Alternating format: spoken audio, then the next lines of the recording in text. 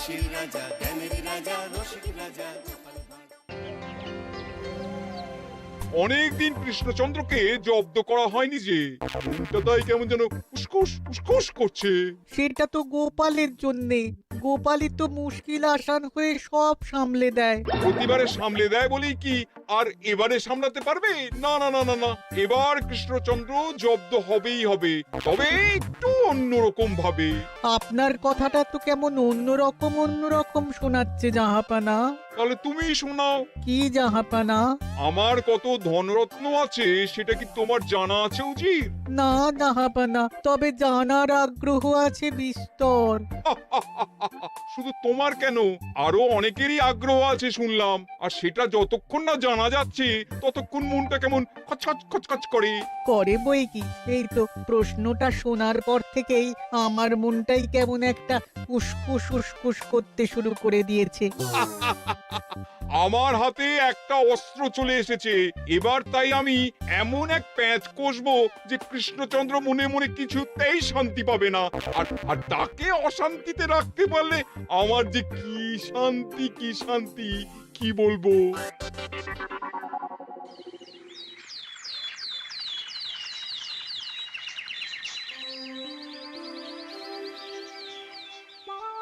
কি যে বলি, মানে এমন আমন্ত্রণ পেলে তো আর না বলা যায় না। যে আমন্ত্রণ পত্র পেয়ে আপনি এত উল্লসিত আনন্দিত, সেই আমন্ত্রণ পত্র কার মহারাজ? আমার অনুমান এই পত্র নিশ্চয়ই নবাবের। তোমার অনুমান একেবারে সঠিক রাজ্যতীষী। উমা, তাই বুঝি আপনি এত খুশি? সব দেখে শুনে আমারও তো খুব আগ্রহ জাগছে। সে তো জাগবেই, তবে আগে ভাগেই বলে না দিয়ে আমি দেখছি কার কেমন সব চিন্তা ভাবনা মাথায় আসে। খবর তো একটা আছেই মহারাজ, তবে কথাতেই আছে না, যত হাসি তত কান্না, তাই ভালোর বদলে খারাপটাই মনে আসছে যে বেশি করে। বোঝো ঠেলা, সবকিছুতেই খালি ঘেঁটে দেওয়া। সত্যি গোপাল, আজকাল যেন সবেতেই তুমি নেতিবাচক কথা বলো। এটাই তো গোপালের স্বভাব মহারাজ। সে যাই হোক, গোপালের অকর্মণ্যতা টের পেয়েই বোধ হয় নবাব শুধু আমাকে আর মন্ত্রীকে মুর্শিদাবাদে যাওয়ার নিমন্ত্রণ করেছেন। বেশ তো, ঘুরে আসুন না তবে, শুভস্য শীঘ্রম। তবে দরকার পড়লে এই ভাঙা কুলো গোপালকেই দরকারে লাগবে, কথাটা যেন খেয়াল থাকে মন্ত্রী মশাই।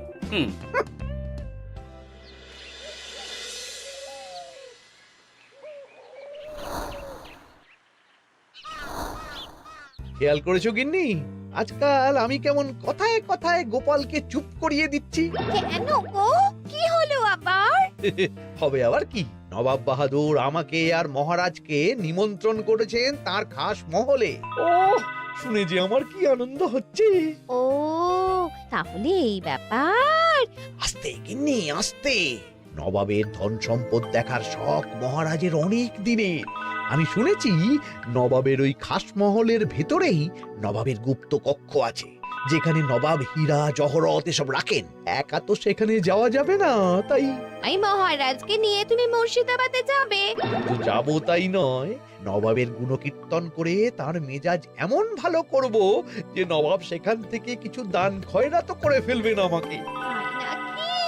তবে নয় তো কি, গোপাল তো খেতে পাবেই না, গন্ধও শুঁকতে পারবে না। তুমি তো বারবারই চেষ্টা করো গোপালকে সরিয়ে দিয়ে বাজিমাত করতে, কিন্তু শেষ পর্যন্ত চিৎপাত হয়ে যাও। গোপালই তো তখন উদ্ধার করে, সেটা তোমার খেয়াল আছে তো? আমার মাঝে মাঝে সন্দেহ হয় গিন্নি, তুমি তলায় তলায় দল বদল করে গোপালের দলে চলে যাওনি তো?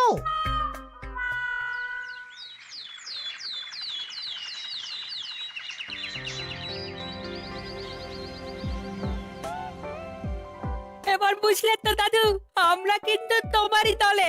ঝালে ঝোলে অম্বলে সব সময় তোমার সঙ্গে সঙ্গে থাকি। তাই যখনই পাই তখনই তোমাকে সেবা করার সুযোগ হাতছাড়া করতে চাই না, কি বুঝলে? তাই বলে পড়া ছেড়ে তোরা এখন দাদুকে হাওয়া করছিস?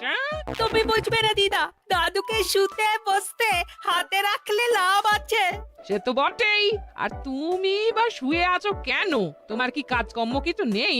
পড়ে পাওয়া 14 আনা ছুটি কাজে লাগিয়ে কদিন ভাবছি দিব্যি গায়ে হাওয়া লাগাবো, বুঝলে গিন্নি? আর আমরা এসে সেটাই করে দিচ্ছি। সে তো দেখতেই পাচ্ছি।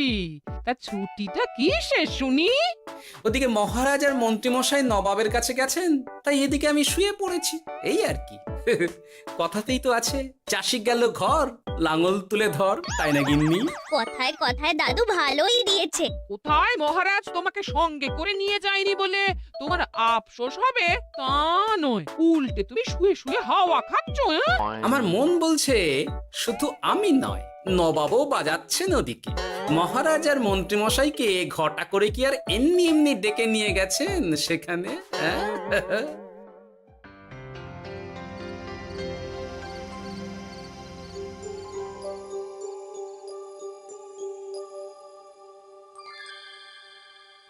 ডেকে নিয়ে এসে নবাব যে ঠিক কি করতে চাইছেন সেটাই তো বুঝতে পারছি না। কত বোঝার কি আছে মহারাজ?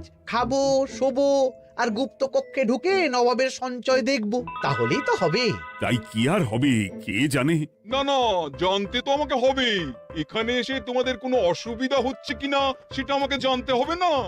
আপনি কিচ্ছু ভাববেন না জাহাপানা, ব্যবস্থা সব করাই আছে। না না, এমনিতে কোনো অসুবিধে নেই, তবে একটা অস্বস্তি হচ্ছে বটে। আসলে মহারাজ বোধহয় মনে মনে ভাবছেন নবাব বাহাদুর নিশ্চয়ই তাকে ডেকে এনেছেন তার গুপ্ত কক্ষে কত মণিমাণিক্য ধন সম্পদ আছে সেটা দেখানোর জন্য। তাই নাকি? মানে এখানকার হিরে, সেখানকার চুনি, অমুক দেশের পান্না, তমুক দেশের মুক্তো। শুধু কি তাই, আরো কত কি। হ্যাঁ হ্যাঁ, সেগুলো যতক্ষণ না দেখতে পাচ্ছেন ততক্ষণ মহারাজ ঠিক স্বস্তি পাচ্ছেন না। এই যে কৃষ্ণচন্দ্রের যে আমার ধন সম্পদ দেখার প্রবল ইচ্ছা আছে সেটা আমার ভালো মতোই জানা আছে। তবে সবাইকে তো সবটা দেখাতে নেই, আর সবার জন্য সবটাও নয়, তাই না? তাই কি জাহাপনা?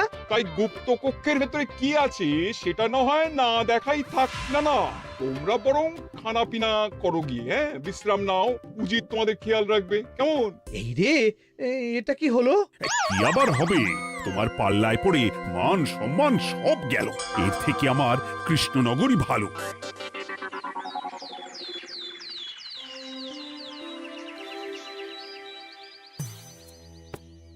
মুর্শিদাবাদ থেকে ফিরে আসার পর থেকেই কেমন থমথমে মুখ করে বসে আছেন মহারাজ।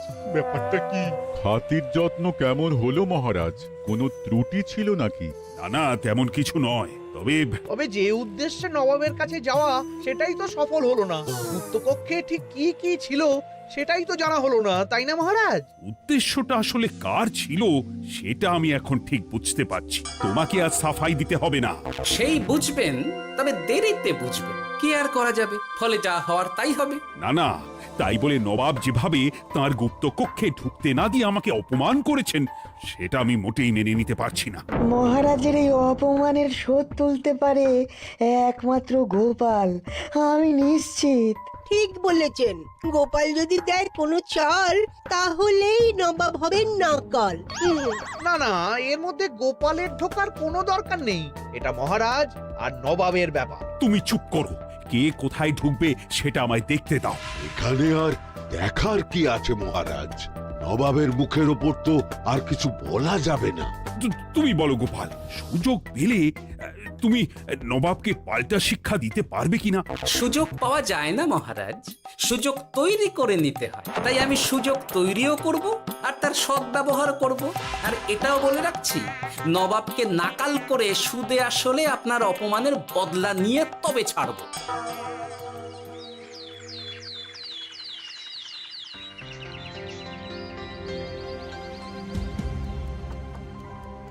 কি হলো জাহাপানা? আপনি যেমনটা চেয়েছিলেন তেমনটাই তো হলো। মহারাজ কৃষ্ণচন্দ্র মনের কথা মনেই চেপে রেখে মুখ চুন করে পালালো, তারপরেও আপনার মন ভালো নেই? না না হুজির, ঠিক জমলো না। তার উপর আবার এই বেনামি পত্র। সে কি, মহারাজ কৃষ্ণচন্দ্রকে অপমান করে তাড়িয়ে দেওয়ার পরেও জমলো না? হ্যাঁ, আর কোন পত্রের কথা বলছেন জাহাপানা? কে পাঠিয়েছে, কোথা থেকে পাঠিয়েছে কিছুই বুঝতে পারছি না। তবে দু চার কথা যা লেখা আছে এতে, তাতেই তো চোখ কপালে উঠেছে। আমার খাস মহলের ব্যবস্থাপনায় নাকি ত্রুটি আছে, অতিথি আপ্যায়নে বিস্তর গলদ। সেটা আবার 5 কান? এই না মানে 1 কান হলো কি করে? কানাকানি হোক বা না হোক, জানাজানি হতে কিন্তু দেরি নেই। নাও থালা সামলাও, এদিকে গোপালও এসে হাজির। এমনি এমনি কি আর এসেছি জাহাপনা? আসলে মহারাজ এসে আপনার খাস মহলে ছিলেন বটে, তবে যে শয্যায় মহারাজকে শুতে দেওয়া হয়েছিল সেটা ছিল অসমান আর শক্ত। তাই আমি ছুটে এসেছি আপনার এইরকম নিম্নমানের সামগ্রী আর ব্যবস্থাপনা দেখার জন্য। এখানে আবার দেখার কি আছে? সবাই তো জানে নবাবের ধন সম্পদের কথা, এবার না হয় আমি নবাবের দৈন্য দশার কথা জানাবো সবাইকে। এইসব কি হচ্ছে কিছুই তো বুঝতে পারছি না। প্রথমে এই পত্র, তারপর গোপালের অভিযোগ এই মাত্র। না না না না, এই রকম হতেই পারে না। কি হতে পারে না জাহাপনা? আমার শয্যায় কোনো গলদ নেই, আর এটা শুধু তুমি চোখেই দেখবে না, একবার শুয়েও দেখবে। আজ রাতটা তুমি আমার খাস মহলেই কাটাবে, আর ওই শয্যাতেই শোবে। হ্যাঁ, এই রকম করবেন না জাহাপানা, গোপালকে বিশ্বাস নেই, কখন যে কি করে ফেলবে তখন দেখবেন মাথা চাপড়াতে হবে। তবে এটাও শুনে রাখো গোপাল, যে গুপ্ত কক্ষ আছে যেখানে হিরে জহরাত প্রসাধনী সামগ্রী ইত্যাদি প্রভৃতি রাখা আছে, তার দরজা কিন্তু কোনো মতেই খুলবে না। সত্যি কথা বলতে কি, সেই গুপ্ত কক্ষ দেখার স্বাদ আমারও ছিল বটে, তবে কি আর করা যাবে, নবাব যেমন বলবেন সেটাই মেনে নিতে হবে। তবে মনটা আনচান করবে, এই আর কি। যাক, গোপালের মনের মধ্যেও অস্বস্তি ঢুকিয়ে দেয়া গেছে তাহলে। বাবা, ছুঁচ হয়ে ঢোকার সুযোগ পেয়েছি, এবার ফাল হয়ে বেরোবো।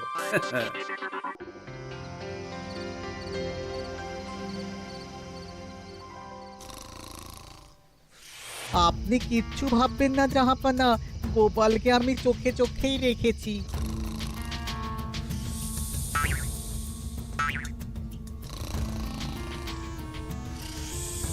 কিন্তু দেখে তো মনে হচ্ছে গোপালের শুতে কোনো অসুবিধা হচ্ছে। তা কি করে হয় জাহাপানা? অবশ্য কায়দা করে গোপালের মনে যে গুপ্ত কক্ষের ভাবনা ঢুকিয়ে দিয়েছেন, হতে পারে তার জন্যই সে আনচান করছে।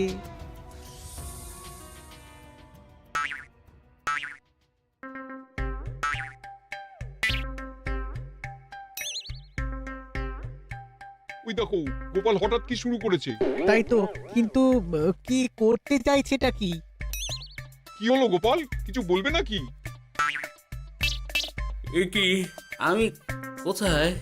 ও, এটা তো রাসমহলই মনে হচ্ছে। এখানেই তো তুমি ছিলে, কি মুশকিল।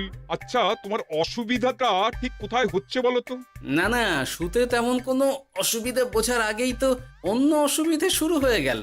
আসলে সত্যি সত্যি তো আর গুপ্ত কক্ষে ঢুকতে পারিনি, তাই স্বপ্নে ঢুকেছিলাম মনে হলো। তারপর সেখানে ঢুকেই দেখতে পেলাম বস্তা বস্তা ধনরত্ন। আমি তো সেই বস্তার ভেতরে হাত ঢুকিয়ে সেগুলোকেই তো হাত দিয়ে তুলছিলাম।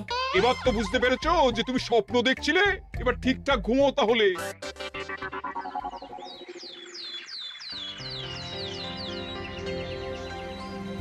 কাল রাতে গোপাল আচ্ছা ঝামেলায় ফেলেছিল। কবে ফেলে না জাহাপানা?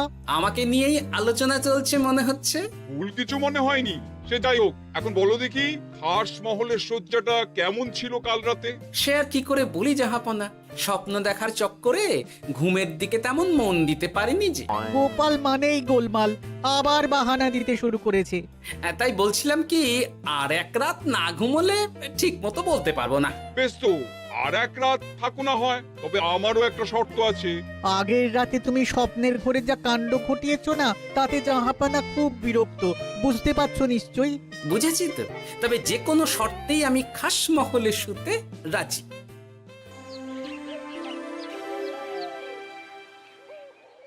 আমার এক কথায় রাজি হয়ে গোপাল নবাবের কাছে ছুটে গেল, কিন্তু কই, এখনো তো ফিরে এলো না।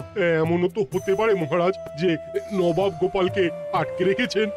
কেন? গোপাল তো দাবি করে যে সে তার বুদ্ধির জোরে যে কোনো বাধা বিপত্তি থেকে বেরিয়ে আসতে পারে। এবার তাহলে ফেঁসে গেল কি করে?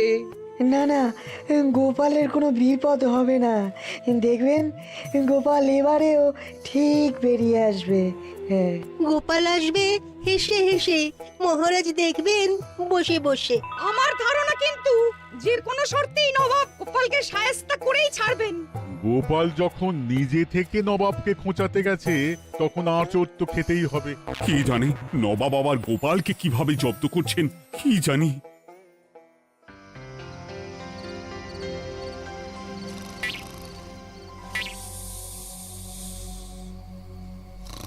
ব্যবস্থাপনায় কোনো ত্রুটি নেই জাহাপানা, তবে আজ গোপালকে না আচ্ছা জব্দ করা হয়েছে জাহাপানা। গোপালকে আজ আর বালিশ দেওয়া হয়নি। এমনটাই তো নির্দেশ দিয়েছিলাম। দেখি আজ মনে হচ্ছে গোপাল বিশেষ ট্যাপও করতে পারবে না। কিন্তু এ কি, গোপাল যে আবার উসখুস করছে। তাই তো দেখছি। এক্ষুনি গোপালকে ঘুম থেকে ডেকে তুলে দিতে হবে, না হলে আজ আবার একটা অনিষ্ট করবে।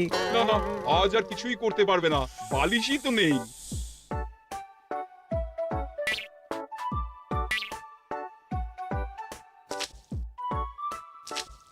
এ কি, গোপাল তো আবার শুরু করে দিয়েছে। ধরো ধরো ধরো, এক্ষুনি ধরো ওকে।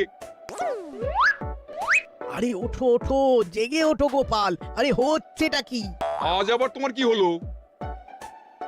এ হে, আজ আবার একটা গন্ডগোল করেছি মনে হচ্ছে। গন্ডগোল বলে গন্ডগোল, জল ছড়িয়ে কি অবস্থা করেছো দেখো। আমার কোনো দোষ নেই, কিন্তু সেই আবার গুপ্তকক্ষের স্বপ্ন এলো আর গোলমাল হয়ে গেল। আজ আবার কেমন স্বপ্ন এলো? গুপ্তকক্ষের যেদিকে আরব আর পারস্য দেশের আতরের সম্ভার ছিল, স্বপ্নে সেই দিকে ঘুরছিলাম আজ। সেগুলো ছড়িয়ে ছড়িয়ে দেখতে দেখতেই স্বপ্ন ভেঙে গেল। বটে, দাঁড়াও, কাল সকালই তোমার ব্যবস্থা হচ্ছে।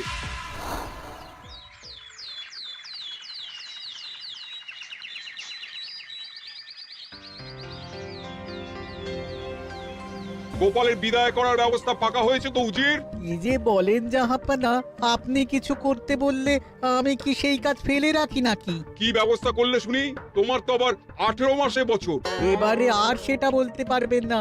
ঘোড়ার পিঠে চেপে এতক্ষণে হয়তো গোপাল কৃষ্ণনগরে পৌঁছেও গেছে। যাক, আপদ বিদেয় হয়েছে তাহলে। সর্বনাশ হয়ে গেছে জাহাপানা। আবার কি হলো? গোপাল তো ওই খাসমহল ছেড়ে যায়নি, উল্টে কোথা থেকে একটা ওই ঢেঁড়া জোগাড় করে এনে ওই সবকিছু ঘেঁটে দেওয়ার চেষ্টা করছে। বোঝো ঠেলা, এবারে নবাবই দেখুক কি করে সামলাবে।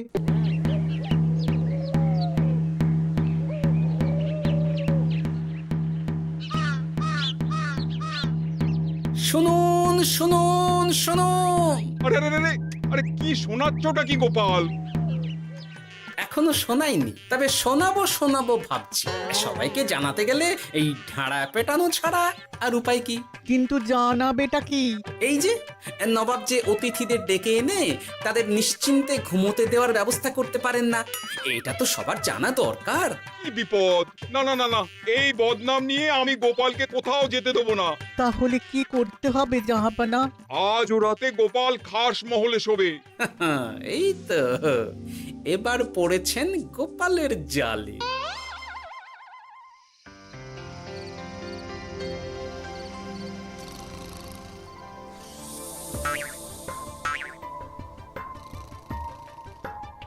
আজ গোপাল নিশ্চিন্তে ঘুমোবে। স্বপ্ন অস্বস্তি হওয়ার মতন কিছুই হবে না আজ। গোপালকে ভরসা নেই জাহাপানা, কখন যে কি করে ফেলে বলা তো যায় না। না না, আমি নিশ্চিত আজ আর কিছুই হবে না।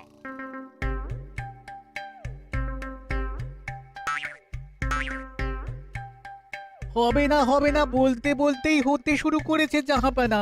আরে ওকে গিয়ে চেপে ধরো এক্ষুনি। ঘুমের ঘোরে আবার কি করছো গোপাল? এবার আবার কি হয়েছে? আবার কি স্বপ্ন দেখছিলে নাকি? কি মুশকিল হলো বলুন তো দেখি। গুপ্তকক্ষে ঢুকতে পারিনি, কিন্তু তার স্বপ্ন দেখা তো থামছে না। তার মানে? আজ স্বপ্নে দেখছিলাম গুপ্তকক্ষের একদিকে দামি দামি রেশমি কাপড়, মসলিনের বিপুল সম্ভার, ওই সেগুলোই টেনে টেনে দেখছিলাম আর কি। তাই বলে পর্দা ধরে টানাটানি করতে হবে? ওই দেখুন, ওগুলোকেই তো মসলিন ভাবলাম। না না না না, এবার আমি মনে মনে স্থির করে ফেলেছি এই ঝামেলা থেকে বেরোবার একটাই উপায়, আর সেটাই এবার আমি করব।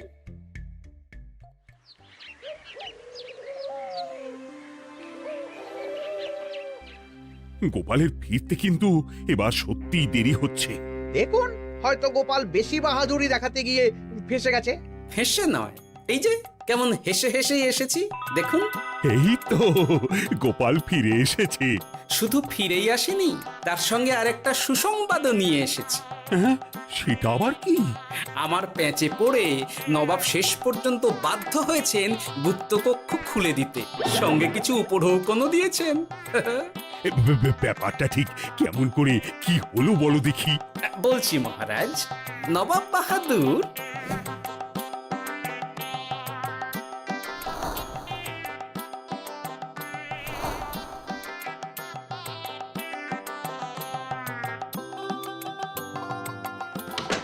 এসো গোপাল, তোমার জন্য আমি গুপ্ত কক্ষের দরজা খুলেই দিলাম। তবে খবরদার, আবার উল্টো পাল্টা স্বপ্ন দেখে ঘুম নষ্ট হওয়ার বাহানা দেবে না। আর কৃষ্ণচন্দ্রকে গিয়ে বলবে তারও আর গুপ্ত কক্ষ দেখতে আসার কোনো বাধা নেই। আর একটা কথা,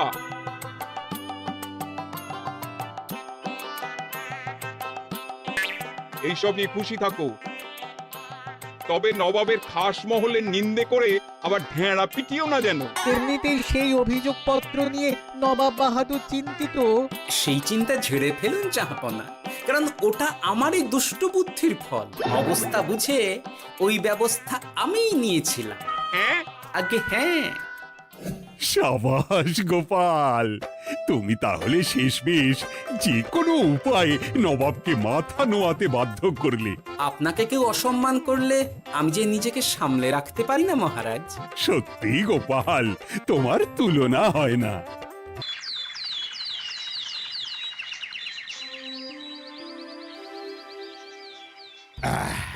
তাহলে মন্ত্রী, সব কাজ ঠিকঠাক ভাবে করে এসেছো, তাই তো? আগে মহারাজ, আমি কোন কাজটা ঠিকঠাক করে করি না আপনি বলুন। আমি শুধু আপনাকে ওই কোষাগার থেকে মোহর সরানোর কাজটাই খুব ভালোভাবে করতে দেখেছি মন্ত্রী মশাই। আর বাকি সব কাজে তো আপনি লবডঙ্কা। গোপাল, মুখ সামলে কথা বলো, হ্যাঁ? বেশি বাড়াবাড়ি করো না। কি বলতে চাইছেন মন্ত্রী মশাই? বাড়াবাড়ি করলে মারামারি হয়ে যাবে। আচ্ছা, হয়েছে হয়েছে, অনেক হয়েছে, সকলেই বারে থামো। ঝগড়াঝাটি বন্ধ হোক, এমনিতেই খুব গরম। বলছি কি, যা গরম পড়েছে এইখানে তো থাকাটাই দায় হয়ে যাচ্ছে। উফ, আর যে পেরে উঠছি না। মনে হয় আপাতত এখান থেকে কদিনের জন্যে। মহারাজ, বাইরে রাজ্যের প্রজারা জড়ো হয়েছে, সকলে মিলে বিক্ষোভ করছে। একবার শিগগির আসুন মহারাজ, নইলে সাংঘাতিক কিছু একটা ঘটে যাবে। কি হলো? আবারও কোনো সমস্যা হলো নাকি? আমাদের রাজ্যের প্রজারা তো যথেষ্ট বোঝদার, তারা তো এমনি এমনি ঝামেলা ঝঞ্ঝাট সৃষ্টি করার মানুষ নয়। গোপাল, চলো গিয়ে দেখি।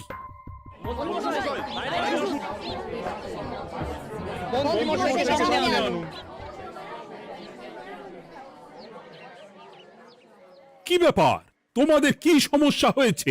এইভাবে বিক্ষোভ করছো কেন? মহারাজ, মন্ত্রী মশাইকে সামনে আনুন, তারপর বলছি কি হয়েছে না হয়েছে। সেরেছে। আরে, আমাকে ডাকছে কেন? আচ্ছা, বলছি তোমরা একটু শান্ত হও। আমি বুঝতে পারছি তোমরা কিছু একটা কারণে খুবই অসন্তুষ্ট হয়েছো, তাই সেই জন্য বলছি আগে শান্ত হও, তারপর বলো মন্ত্রী মশাইকে কেন খুঁজছো, উনি কি করেছেন। গোপাল দাদা, তুমি তো জানোই রাজ্যে যা গরম পড়েছে, তার জন্য খাল বিল পুকুর নদী নালা একেবারে শুকিয়ে গেছে, চারিদিকে জলের হাহাকার। হ্যাঁ হ্যাঁ, সে তো জানি। গত সপ্তাহে এই সমস্যার কথা জানিয়ে মহারাজকে অনুরোধ করে গিয়েছিলাম যে রাজ্যের বাঁধটা যাতে খুলে দেওয়া হয়। কেন?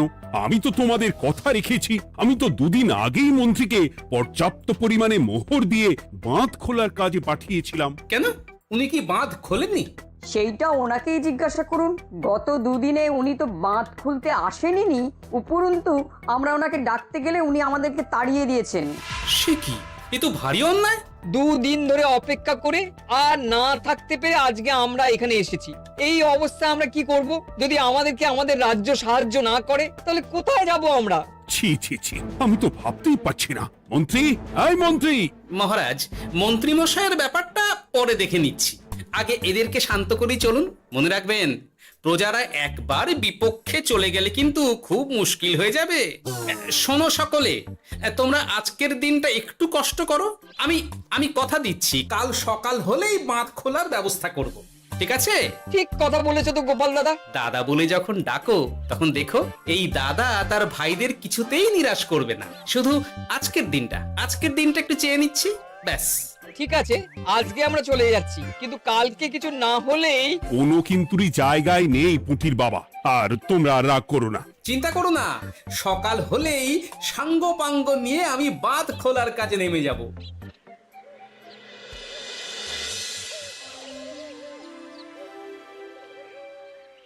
ছি ছি মন্ত্রী, তুমি এইভাবে আমায় মিথ্যে বললে। ভাবতেই পারছি না কি দরকার ছিল আমায় মিথ্যে আশ্বাস দিয়ে প্রজাদের সামনে নাক কান কাটার। মুখে কুলুপ কেন?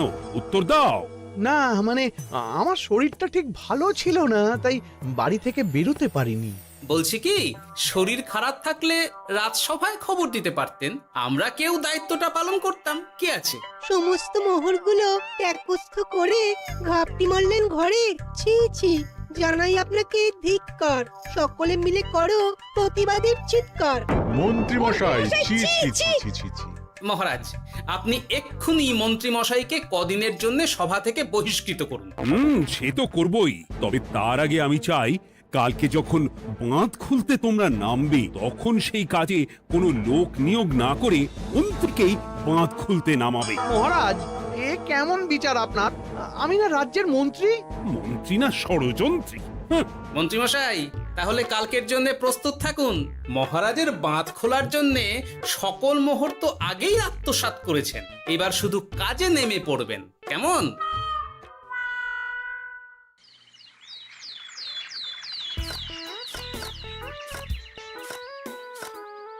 ওহ গোপাল, এইবারে ছেড়ে দাও, আর পাচ্ছি না। এত সহজে হাল ছাড়লে হবে বলুন? এই কে আছো? ওই শাবল কোদালগুলো দাও, আমি এদিকটায় খুঁচিয়ে দিই। সভাকবি, বিজ্ঞানী, এসো এসো এসো, হাত লাগাও। সবে মিলে করি কাজ, বাঁধ খোলা হবে আজ। বাঁধ খোলা হবে আজ, মন দিয়ে করো কাজ। একদম, হাত লাগাও, জোর লাগাও। গোপাল দাদা, সভাকবি, বিজ্ঞানী দাদা আর আর বাকি দাদা ভাইরা আসুন আসুন, সকলে একটু শরবত খান। আমাকেও একটু শরবত দাও। মোহরগুলো খেয়েও তৃষ্ণা মেটেনি বুঝি? বাঁধ এক্ষুনি খুলবে, প্রজাদের সব জ্বালা জুড়বে। বাঁধ খুলে গেছে। আমাকে বাঁচাও, আমাকে বাঁচাও।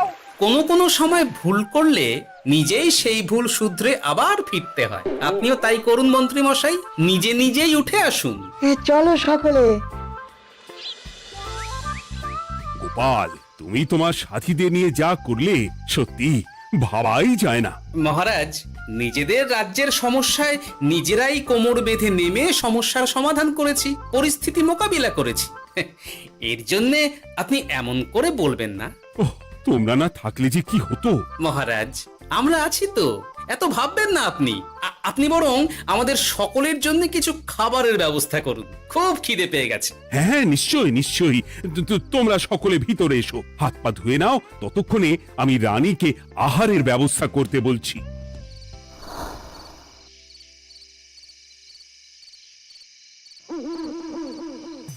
ওমা গো, ওমা বাঁচাও, কি শরীর খারাপ, তাই না লাগছে গো। একে গিন্নি, বাবারে, কি হয়েছেটা কি? ও, তুমি এইভাবে এখানে শুয়ে কাতরাচ্ছ কেন? বলি তুমি এসেছো? হ্যাঁ, এই তো আমি চলে এসেছি। কি হয়েছে গিন্নি? তোমার কোথায় কষ্ট হচ্ছে? গরমে হাঁসফাঁস করছি গো, পারছি না। রান্না করতে গিয়ে খুব বাজে অবস্থা হয়ে গেছে গো, এই থেকে এইখানে পড়ে পড়ে গড়াচ্ছি। ঠিক আছে, আজ আর রান্না করতে হবে না গিন্নি, আমি রাজবাড়ি থেকে খেয়ে এসেছি। বাহ, নিজে খেয়ে এসেছো বলে আর রান্না করতে হবে না বলে দিলে? এদিকে রাত্রে আমি খাবো কি, সে খেয়াল আছে? হ্যাঁ হ্যাঁ, খেয়াল আছে, খেয়াল আছে। যাও, আমার জন্য রান্না চাপাও আর একটু জল দাও। দেখো, এত গরম পড়ে কৃষ্ণনগরের অবস্থা শোচনীয় হয়ে গেছে। বয়স্ক লোকেরা কোনো কাজই করতে পারছে না। সত্যি তো, এই গরমে রান্না করাটা খুবই কঠিন গিন্নি। কি বললে? আমি বয়স্ক লোক, আমার বয়স হয়ে গেছে, তাহলে নিজে কি? হ্যাঁ, এই না না গিন্নি, আমি তোমায় কিছু বলিনি। আমি গোটা কৃষ্ণনগরের সাধারণ বয়স্কাদের উদ্দেশ্যেই কথাটা বললাম। তোমার তো বয়স হয়েছে বলে মনেই হয় না গিন্নি। ও তাই বলো?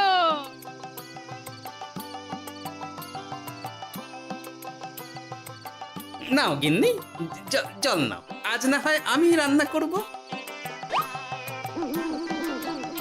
হে ভগবান, মুখের একটু লাগাম দাও। এইভাবে যখন তখন সত্যি কথা বলিও না।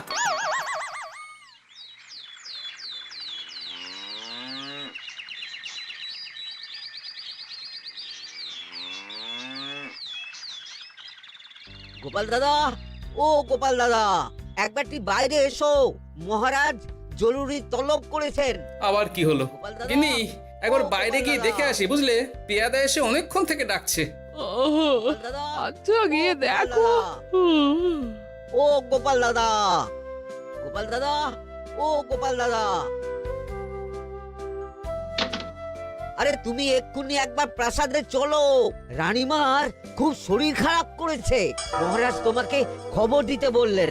ঠিক আছে, তুমি যাও, আমি আসছি।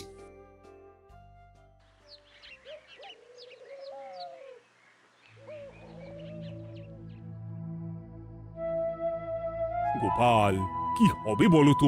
রানী তো দুমদাম করে ব্যারামে পড়ে না। মহারাজ, ভয় পাবেন না, আমরা আছি তো। বৈদ্যকে পরীক্ষা করতে দিন, দেখি সে কি বলে। মহারাজ, অতিরিক্ত গরমের জন্যে শরীরটা খারাপ হয়েছে। আসলে উনি এই তীব্র দাবদাহ নিতে পারেননি। তবে চিন্তা করবেন না মহারাজ, আমি বাড়ি গিয়ে এক ধরনের বিশেষ পথ্য পাঠিয়ে দিচ্ছি। রানীমা খেলেই সুস্থ হয়ে উঠবেন। মহারাজ, নিজের কানেই তো শুনলেন, রানীমার তেমন গুরুতর কিছু হয়নি। চিন্তা করবেন না, বৈদ্যর ওষুধে উনি সেরে উঠবেন। যাওয়ার আগে একটা কথা বলে যাই, গরমের এই দাবদাহ কিন্তু আরো ভয়ঙ্কর হবে। তাই সকলে খুব সাবধানে থাকবেন। শরীর যাতে ঠান্ডা থাকে এমন হালকা পাতলা খাবার খাবেন। আসি, রাজসভায় দেখা হবে। মহারাজ, বৈদ্যমশাই কিন্তু এটা ঠিক বলেছেন, গরম আরো বাড়বে। তাই দুজনেই খুব সাবধানে থাকবেন, কেমন? গতকাল তো আমার গিন্নিও গরমের চোটে কুপোকাত হয়ে গেছিল। শেষমেশ আমাকে বাড়ি গিয়ে রান্না করতে হলো আর কি। ও বাবা, তাই নাকি? তাহলে তো খুবই চিন্তার ব্যাপার। আচ্ছা মহারাজ, আমি তাহলে এখন আসি, আবার রাজসভায় দেখা হবে। এই গরমে আর এখানে থাকতে পারছি না। বলছি কদিনের জন্য না একটু অন্য কোথাও গেলে হয় না গো? গিন্নি, এই গরমে ঘরেই থাকো, অন্য কোথাও যাওয়ার মোটে নাম করো না। বাইরে বেরোতে গিয়ে যদি কোনোভাবে গরম হাওয়া শরীরে লেগে যায়, তাহলে বিপত্তির আর শেষ থাকবে না গিন্নি। কিন্তু এখানেও তো যা গরম পড়েছে, পচে গলে মরে যাই আর কি। উফ গিন্নি, দয়া করে এইসব বাজে কথা বলা বন্ধ করো তো। আমার আয়ুর থেকেও তোমার আয়ু দীর্ঘ হোক। বাহ, তুমি এসব কথা কোথা থেকে শিখলে গো? হুম? এই তো তোমার থেকে আর কি। গোপাল, গোপাল, রাজ্যের অবস্থা খুবই বেহাল। এই সবই আমাদের পোড়া কপাল। আরে সভাকবি, কি হয়েছে? তোমাকে দেখে তো মনে হচ্ছে তুমি কিছু... বিজ্ঞানী মহারাজ দুজনেই অজ্ঞান। ঘটি ঘটি জল ঢেলেও ফেরাতে পারেনি তাদের জ্ঞান। কি বলছো কি? তা তুমি এই ব্যাপারটা জানলে কি করে? গিয়েছিলাম একটু আগে বিজ্ঞানীর বাড়ি, গিয়ে দেখি লোকজনের ভিড় সারি সারি। সে কি? শুনলাম মহারাজ তাকে কিছু বলতে এসেছিলেন, তারপরে দুজনে বাইরে বেরিয়ে আসতেই অজ্ঞান হয়ে গেলেন। মহারাজ বিজ্ঞানীর বাড়ি গিয়েছিলেন, তাও আবার রানীমাকে ছেড়ে? রাজবৈদ্য কত করে বললেন এই সময় যখন তখন ঘরের বাইরে বেরোবেন না। কে শোনে কার কথা? আমার মনে হয় মহারাজ তেমন কোনো গুরুত্বপূর্ণ কিছু কথা বলতেই বিজ্ঞানীর বাড়ি গিয়েছিলেন। গরম কমানোর উপায় আলোচনা করতে হয় তো গিয়েছিলেন। আমাদের মহারাজ তো নিজের চোখেই দেখেছেন এই তীব্র গরমের চোটে রাজ্যের কি অবস্থা, কি অবস্থা। ঠিক বলেছো গিন্নি, আমার এই কথাটা তো মাথাতেই আসেনি। ধন্যবাদ গিন্নি, অসংখ্য ধন্যবাদ তোমায়। আমায় পরে ধন্যবাদ জানিও। হ্যাঁ, এখন আর দেরি না করে বৈদ্য মশাইকে সঙ্গে নিয়ে বিজ্ঞানী মশাইয়ের বাড়ি যাও। হ্যাঁ,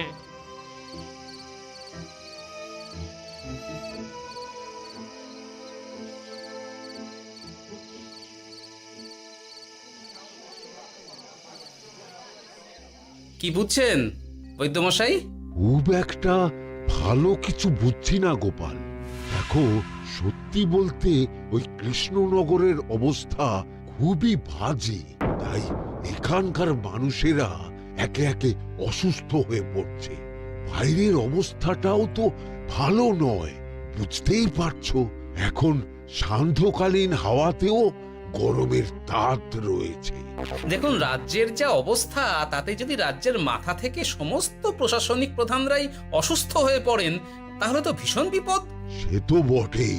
এই জন্যেই আমি বলি কি, মহারাজ সহ সকল সভাসদেরা এই রাজ্য ছেড়ে কদিনের জন্য পাহাড়ি কোনো এক জায়গায় গিয়ে থাকুন, পরিবার নিয়েই যান।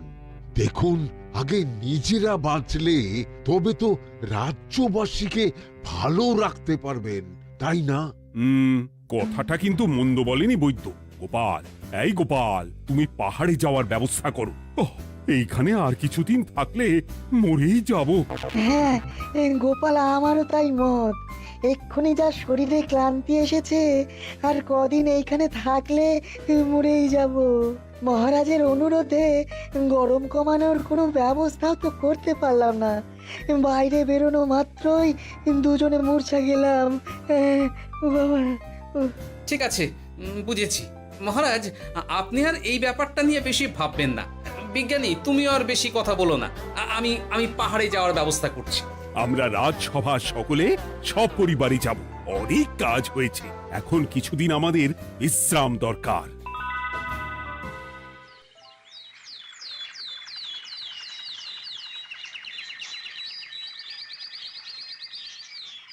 কি গোপাল, মন্ত্রীকেও তুমি আমাদের সঙ্গে নিয়ে যাচ্ছ?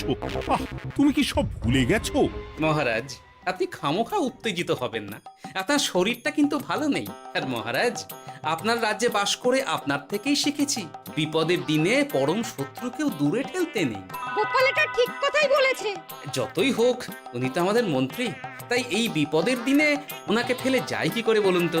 সত্যি গোপাল, তোমার তুলনা নেই। ঠং, সবই নাম কেনার চেষ্টা। গোপাল, চলো এইবারে রওনা দিই।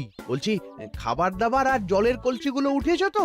হ্যাঁ, খাবারের পাত্রগুলো আপনার জিম্মায় থাকবে, আর জলের কলসিগুলো আমি সামলাবো।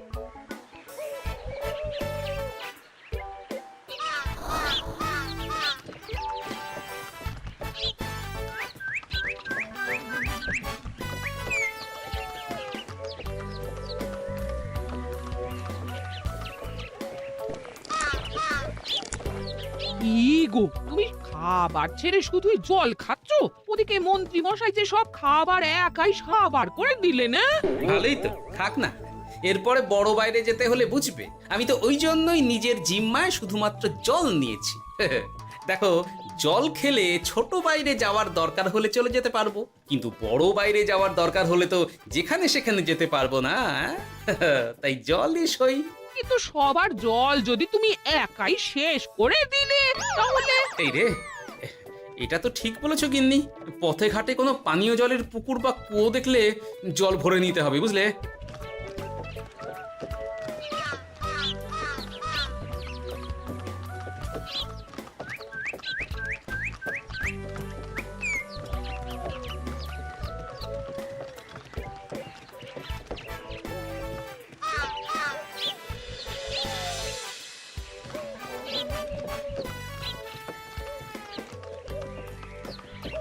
সকলে আসুন, দেখুন দেখুন, মহারাজ আবার মূর্ছা গিয়েছেন।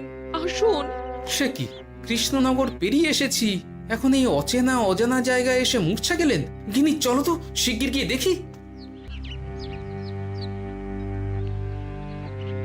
কেউ ঘাবড়াবেন না।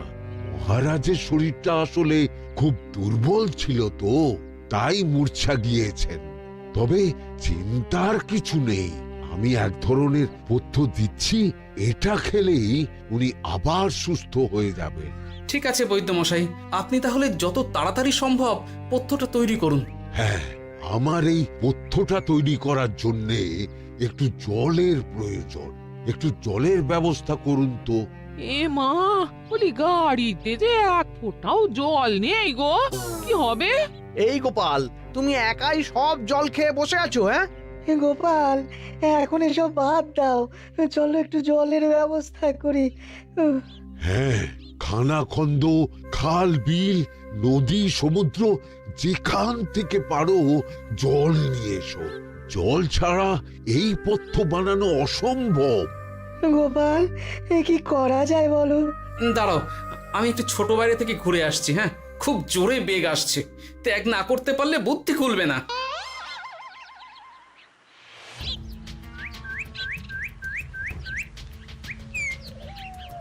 ওদিকে একটা পাত কুয়ো দেখতে পাচ্ছি মনে হচ্ছে।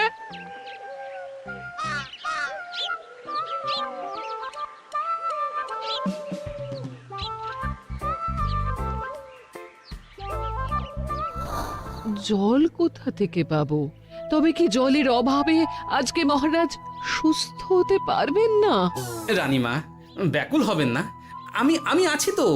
আমি থাকতে কিচ্ছু অঘটন ঘটবে না। সকলে শুনুন, বিশেষত মহিলাদের বলছি, আপনারা সকলে নিজেদের কাছে যত শাড়ি আছে সেই প্রত্যেকটা শাড়ি আমাকে দিন। আমি শাড়ি জুড়ে জুড়ে লম্বা রশ্মি বানাবো, তারপর সেই রশ্মিতে বালতি ঝুলিয়ে জল তুলব। দয়া করে কেউ দেরি করবেন না।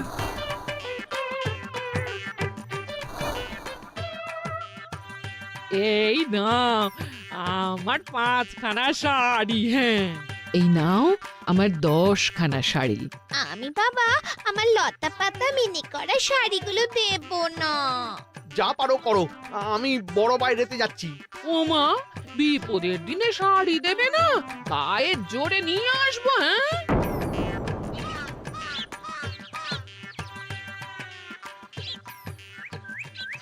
এ বাবা, এখনো কিছুটা কাপড় লাগবে তো। যা গভীর পাতকুয়া, সবার সব শাড়ি তো কাজে লাগিয়ে দিয়েছি, এখন কি হবে? আরে ওই তো কার একটা ঝোপের কাছে ধুতি পড়ে রয়েছে, যাই ওইটাই নিয়ে নি। এই গোপাল, গোপাল, আরে করো কি? ওটা তো আমার ধুতি। আরে আরে আমি এই ঝোপে বড় বাইরের জন্য এসেছি। আরে মন্ত্রী মশাই, বড় বাইরে করার সময় অযথা অন্যদিকে মন দেবেন না, তাহলে পেট সাফা হবে না।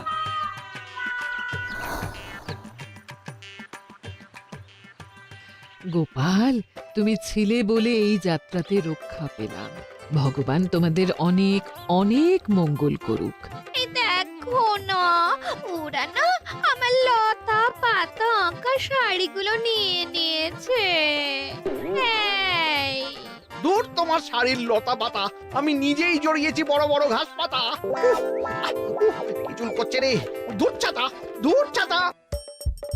হাসির রাজা জ্ঞানের রাজা রসিক